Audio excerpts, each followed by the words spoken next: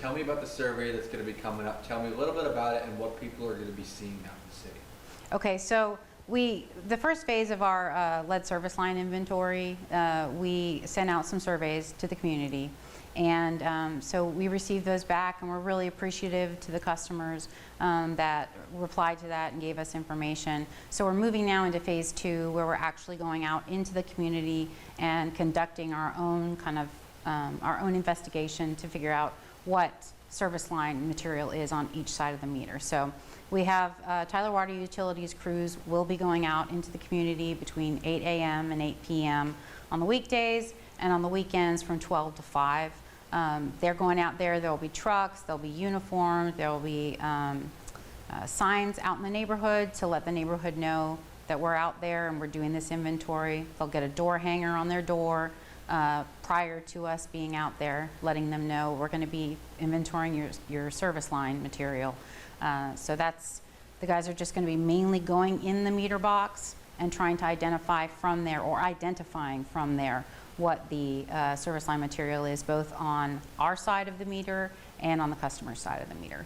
Mm-hmm. Logistics before I get out of the way. This starts March 18th, and you're hoping it'll be done by October, correct me if I'm wrong. No, that's correct. So we're actually hoping to have this big push we're doing right now by July. Is when we're really hoping to have it done, but it kind of gives us a cushion. So it's also possible with rain like we have today, that might be pushed to August, but that'll give us a few months to make sure we have all of the information into the database, and we can then send that into the EPA October 16th of 2024.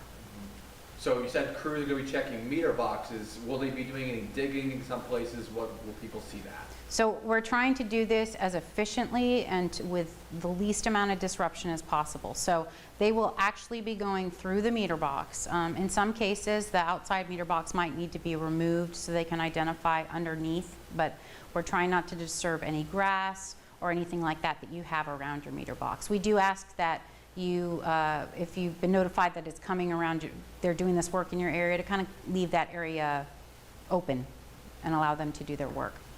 So if your house is built after 1986, I believe, there shouldn't be any lead in that area, is the belief. But you are expecting to find some lead in the area. Talk about that.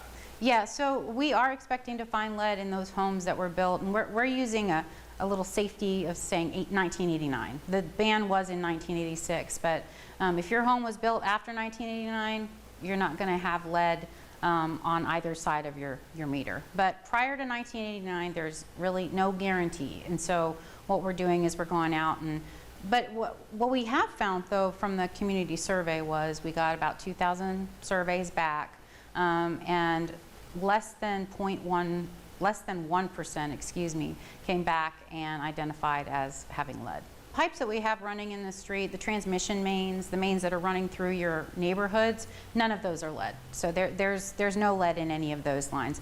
Really the risk of lead enters once you get to the service line, the meter, and then your own home, your fixtures, and things like that. So what we're trying to do right now is to identify, is either side of the meter lead? Is either side of the meter galvanized after lead? Meaning that if it's galvanized and lead was installed on our side of the meter and you have galvanized, both of those lines need to be replaced. Okay, can you explain what galvanized means for me? Yeah, so it's like a steel pipe.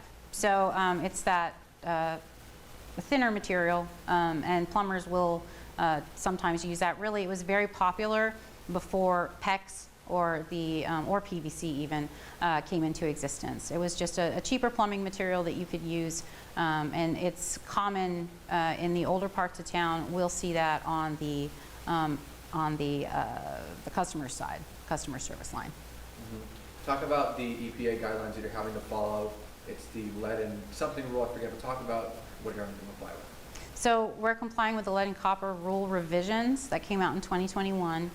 There are also some they call it improvements, 2023 lead and copper rule improvements that just recently came out that we're working with as well. This inventory requirement initially came out in the 2021 lead and copper rule revisions. And so the EPA has taken the stance we need to get all the lead out of the community. And so that's what we're doing here is we're working to figure out where it is, and then we can come up with a plan for replacing those lead service lines. One last thing, you mentioned that there's no lead coming from the plant. Just elaborate on, what you're talking about there. Yeah, so the real risk of lead comes into really existence when you are at the home and the service line.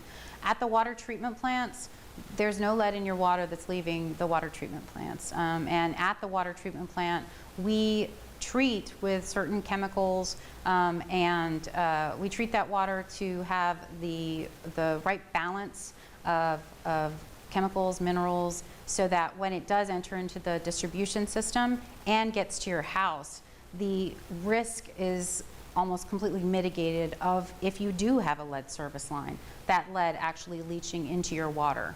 So we take care of that at the water treatment plant.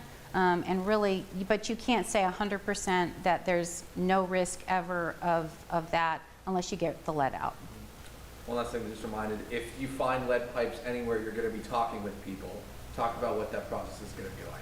Well, we're still working on the communications plan as far as like what that notification procedure is going to look like. There are very strict rules in the EPA guidance. We have to get certain notifications approved by the TCEQ before we can even issue them. Right now, that's why we are working on doing this as efficiently as possible, so when we are able to move into that phase, we can be notifying people and letting them know what to expect.